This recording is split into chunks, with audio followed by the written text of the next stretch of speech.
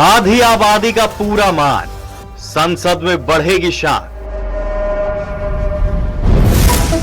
कि महिलाओं के अधिकार का एक कानून निर्विरोध पास होना चाहिए।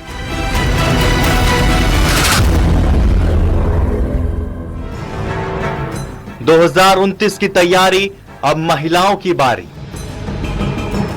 2029 में होने वाले चुनाव में ही इसका लाभ हमारी माताओं बहनों को मिलना शुरू हो जाए।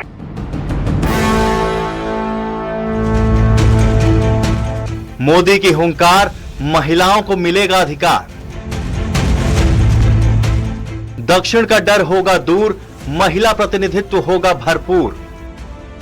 महिलाओं के लिए जो सीटें होगी वो अतिरिक्त सीटें बढ़ जाए, इतना बड़ा फायदा हमारे दक्षिण भारत के राज्यों को मिले।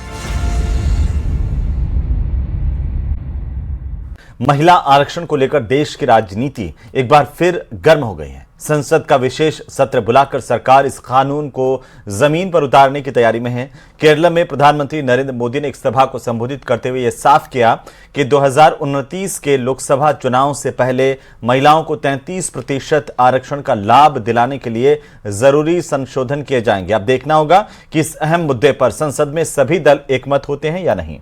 रिपोर्ट देखिए।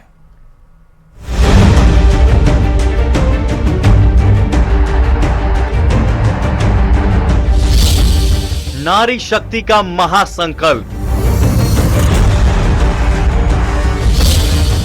33% हक की ओर बड़ा कदम।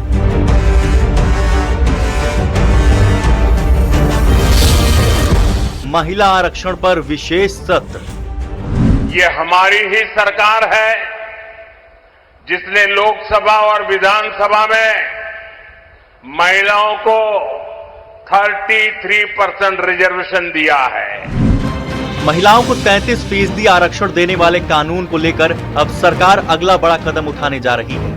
संसद का विशेष सत्र 16, 17 और 18 अप्रैल को बुलाया गया है। प्रधानमंत्री ने इस सत्र से पहले बड़ा बयान देते हुए साफ किया है कि 2029 के चुनाव से पहले महिलाओं को इसका लाभ सुनिश्चित करने के लिए जरूरी संशोधन किए जाएंगे। सरकार का कहना है कि महिला आरक्षण कानून को प्रभावी बनाने के लिए संसद में एक और अहम कदम उठाया जाएगा। इस बार कोशिश है कि 2029 के लोकसभा चुनाव में ही 33% महिलाओं की भागीदारी सुनिश्चित हो सके। कि बजट सत्र का हमने पूर्णाहुति करने के बजाय उसका विस्तार किया है।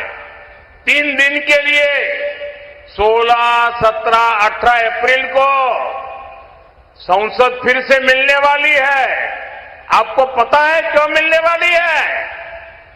जो कानून हमने पारित किया है 33% महिलाओं के लिए 2029 में लोकसभा के चुनाव से इसका लाभ मिलना शुरू हो जाए।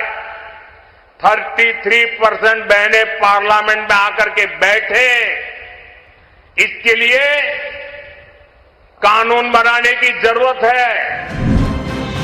प्रधानमंत्री ने साफ किया कि दक्षिण भारत के राज्यों को लेकर फैल रही भ्रम की स्थिति को भी खत्म किया जाएगा। सरकार संसद में यह सुनिश्चित करना चाहती है कि जनसंख्या नियंत्रण करने वाले राज्यों जैसे केरल, तमिलनाडु, कर्नाटक और आंध्र प्रदेश की लोकसभा सीटें कम न हो। इसके साथ ही महिलाओं के लिए आरक्षित सीटें बढ़ाने का रास्ता भी तैयार किया जाएगा। सरकार का दावा है कि इससे दक्षिण भारत के राज्यों को बड़ा फायदा मिलेगा और महिला प्रतिनिधित्व भी मजबूत होगा। लोग झूठ फैला रहे हैं कि जनसंख्या कम हो रही है तो सीटें कम हो जाएगी। हम इस बार पार्लियामेंट में पक्का करना चाहते हैं, पार्लियामेंट में कानून पे थप्पा लगाना चाहते हैं कि केरल हो, तमिलनाडु हो, कर्नाटक हो, आंध्र हो, गोवा हो, तेलंगाना हो, कहीं पर भी लोकसभा की सीटें कम न हो, इसका थप्पा लगाने के लिए। और दूसरा, महिलाओं के लिए जो सीटें होगी वो अतिरिक्त सीटें बढ़ जाए, इतना बड़ा फायदा हमारे दक्षिण भारत के राज्यों को मिले, इसके लिए हम कानून संशोधन के लिए सत्र बुला रहे हैं। प्रधानमंत्री ने विपक्षी दलों से भी अपील की है कि इस मुद्दे पर राजनीति से ऊपर उठकर सहयोग करें। उन्होंने कहा कि यह कानून 40 साल से लंबित है और अब इसे और लटकाया नहीं जाना चाहिए। हमने कांग्रेस के लोगों को मीटिंग के लिए बुलाया। हम आशा करते हैं कि वो हमारी बात मान करके आएंगे। हमने इंडिया अलायंस के मित्रों से बात की है। आप भी लोगों को बताइए, कांग्रेस के लोगों को बताइए, एलडीएफ के लोगों को बताएं कि महिलाओं के अधिकार का एक कानून निर्विरोध पास होना चाहिए। ये उनसे वादा लीजिए आप लोग। अब सभी की निगाहें संसद के इस विशेष सत्र पर टिकी है, जहां अगर सर्वसम्मति बनती है तो देश की राजनीति में महिलाओं की भागीदारी एक नए दौर में प्रवेश कर सकती है। Bureau report, news 18।